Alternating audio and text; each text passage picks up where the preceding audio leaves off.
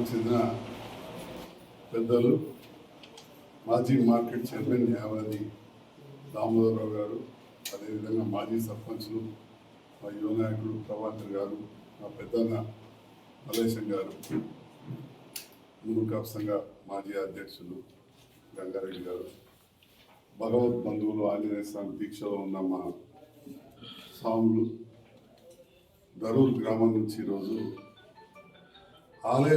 ఆంజనేయ స్వామి ఆలయ అభివృద్ధి కోసం నిధులు కావాలని రావడం జరిగింది.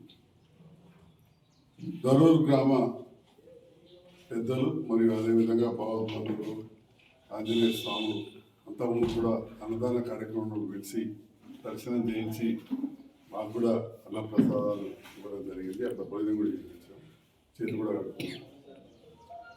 అప్పుడు ఆంజనేయ స్వామి గుడికి రోడ్డు లేకుండే. దామోదరరావు గారు పెద్దలు, అదేవిధంగా మిత్రుడు సర్పంచ్ ప్రభాకర్ గారు, వీరందరి కోరిక మేరకు ఆ దేవుని ఆంజనేయ స్వామి సంకల్పం రోడ్డు మంజూరు చేయడం చాలా మంచిగా సీసీ రోడ్ అయింది. అక్కడ ఉన్న గ్రామస్తులు కావచ్చు, దీక్షా పనులు, సొంత స్థలాన్ని ఇంకా అక్కడ సేకరించుకోవడం, అక్కడ ఒక చిన్న కళ్యాణ మండపం లాగా అక్కడ ఏర్పాటు చేసుకుంటామని చెప్పి నాకు ఈరోజు వినతి పత్రాలు ఇచ్చింది. దానికి నిధులు ఇవ్వాలని చెప్పి కూడా అడిగాను. తప్పకుండా కొంతవరకు చేస్తాం. ఎందుకంటే ప్రతి ఊళ్ళో ఎక్కడ చూసినా గుళ్ళ నిర్మాణం అవుతున్నాయి. ఉన్న గుళ్ళు పాడైపోయి పునర్నిర్మాణం అవుతుంది. మరి రేవంత్ రెడ్డి గారి ప్రభుత్వం ఏర్పడిన తర్వాత చిట్ట చివరి గ్రామమైన మంగళ గోదావరి రోడ్డుకు అతి పురాతనమైన రామాలయం ఉంటుంది. శిథిలావస్థకు చేస్తే గ్రామస్తులు కొంత ముందరికి వచ్చి మొదలు పెడితే అతి పురాతన శిలాలు చూస్తే గొప్ప అనిపిస్తాయి. ఆ ఊరు నుంచి అక్కడ వరకు కూడా రోడ్ వేయించి పెట్టేసి వేరే సర్పంచ్ ఎలక్షన్ అంటే ఇక్కడ మీరు కూడా చూసుకుంటూ నవదుర్గ ఆలయం కట్టుకున్నాం.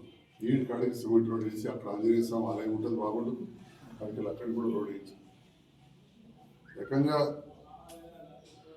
ఆలయాల పట్ల ప్రత్యేకమైన శ్రద్ధ పెడితే మీరు ఏదైతే నన్ను గెలిపించారో దానికి అనుగుణంగా జైత్యాల వేణుగోపాల స్వామి గుడి దగ్గర రామాలయం దగ్గర కావచ్చు, ఇక్కడ రామాలయం కావచ్చు, విజయగుడి దగ్గర కావచ్చు, వెంబెట్ల కాడ పులాసల కళ్యాణ మండపం, వీర్పూర్ల కళ్యాణ మండపం, కొరవాయిల కళ్యాణ మండపం, రామాజపేట కళ్యాణ మండపం, రాయకల్లో తాట్లవాయి రామాలయం, అయోధ్య రామాజపేట కాడ, ప్రతి కాడ కూడా చాలా కళ్యాణ మండపాలకు పెద్ద ఎత్తున నిధులు అప్పుడు కూడా ఇవ్వడం జరిగింది.